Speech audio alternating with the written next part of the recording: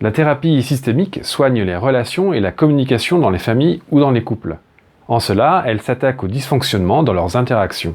Elle s'adresse donc aux couples et aux familles en difficulté pour définir leur appartenance, la place et le rôle de chacun, en difficulté pour se séparer sans pour autant couper les liens, et en difficulté pour s'insérer dans leur environnement.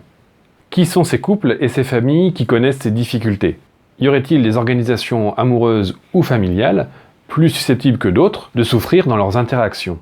En conséquence de quoi, y aurait-il une forme familiale ou amoureuse, dite normale, saine de tout dysfonctionnement relationnel? Si tel est le cas, une définition du modèle à suivre pourrait être établie. Ce qui suppose au préalable de pouvoir définir ce qu'est une famille, ce qu'est un couple dans notre société occidentale du XXIe siècle.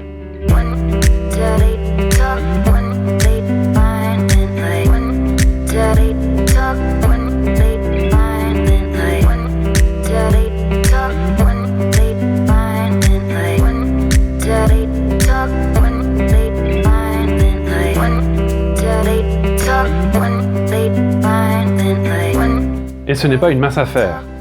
Au premier abord, cela semble une évidence. Parce que cela nous concerne tous, nous avons intuitivement une définition du couple et de la famille, produit de notre expérience personnelle et de nos représentations. Cette facilité à spontanément caractériser ce qu'est un couple ou une famille est paradoxalement un frein à leur définition précise. Demandez à 10 personnes différentes ce qu'elles entendent objectivement par couple ou famille, vous obtiendrez 10 réponses différentes. En ce qui concerne le couple, pour caractériser l'union entre deux individus, certains évoqueront des critères d'âge, de genre, d'appartenance culturelle, d'autres des modalités de cohabitation ou d'autres encore un partage d'intérêts. Pour la famille, s'ajoute en plus le problème de la limite. Où commence et où finit une famille? Ne comprend-elle que les liens biologiques ou adoptifs? Se limite-t-elle à la famille restreinte, les parents et les enfants, ou comprend-elle la famille élargie? Et si oui, jusqu'où? Les cousins, les beaux-parents, les arrière-grands-parents, les demi-frères et sœurs? Et les amis et la famille de cœur dans tout cela? Pour beaucoup d'individus, certaines personnes qui ne figurent pas sur leur livret de famille occupent une place centrale et comptent autant voire plus qu'un frère ou une mère. Du côté de la loi, le droit français a légiféré sur la famille, mais ne lui a pas donné de définition officielle. Le Code civil ne définit pas la famille. En fait, la loi aborde la famille et le couple à travers les relations d'alliance, de filiation et de succession. En y regardant de plus près, hors crise familiale qui peut aboutir à la convocation de la famille élargie, le Code civil, pour organiser ce réseau de relations, se réfère traditionnellement à la famille nucléaire, composée du père, de la mère et des enfants. Il semble cependant que le législateur prenne progressivement conscience que cette façon d'envisager la famille ne correspond plus aux mœurs actuelles. Le droit de la famille tend à bénéficier d'un mouvement de libéralisation afin d'adapter les lois aux nouvelles évolutions sociales et sociétales. Paradoxalement, la loi qui catégorise souligne ici que toute tentative de définition unique de la famille ou du couple est vaine. Bref, il nous est impossible d'identifier une forme familiale type et donc de tracer une ligne de démarcation entre un modèle familial légitime et les autres. Ces systèmes ne peuvent s'appréhender que dans leurs dimensions relationnelles multiples et mouvantes, car fonction des époques, des cultures ou encore des mœurs.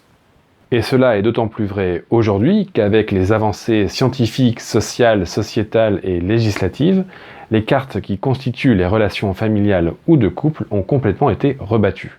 Pour preuve, l'évolution et le découplage des repères sociaux à la base des notions de couple et de famille.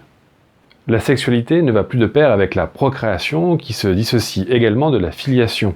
Parentalité et parenté ne se superposent plus, de même pour parentalité et conjugalité. Genre et rôle sont également un duo totalement remanié. Au final, les repères sociaux constitutifs de la famille et du couple, qui avant s'imbriquaient et se superposaient, sont aujourd'hui complètement recomposés. Ces reconfigurations signent l'avènement de nouvelles façons d'être en couple et de faire famille. Ces nouvelles familles, recomposées, monoparentales, métissées, transculturelles ou encore homoparentales, sont autant de systèmes humains avec un fonctionnement, une organisation communicationnelle et relationnelle spécifique. Et comme de nouvelles études le soulignent, ces recompositions singulières sont fonctionnelles. La société a évolué vers une pluralité de modèles familiaux et de couples. Ces systèmes disposent aujourd'hui de plusieurs options pour s'organiser. Ils ne s'enferment plus dans un modèle figé, mais peuvent éprouver différents modes d'organisation en fonction de ce qu'ils vivent.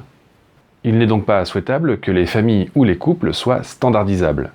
La viabilité d'un couple ou d'une famille n'est pas de coller à une norme pour fonctionner, mais de fonctionner pour construire ses propres normes. La fonctionnalité d'une famille réside non pas dans son essence, mais dans son processus.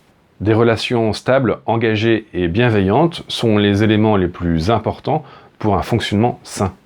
Différentes structures familiales ou de couple peuvent être fonctionnelles, aucune, par définition, n'est saine ou pathologique.